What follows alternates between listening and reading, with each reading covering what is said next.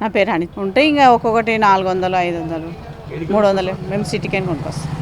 ఒకటేసారి లోడు మొత్తం కొనుక్కొస్తాం. తెస్తాం ఒక 200-300 పోయినని పోతాయి, లేకుంటే లేదు. ఇప్పుడు పోతాయి ఒక 5-6 పోతాయి రోజు. అన్ని ప్రతి ఒక్కటి ఉంటుంది మా దగ్గర. ఇంకా అన్ని బాటిల్స్ నీళ్ళకి ఏది సంబంధించింది అన్నీ ఉంటాయి మా దగ్గర. అన్ని మట్టివే, పాలతు మట్టి ఏమి ఉండదు, అన్ని మంచి మట్టివే.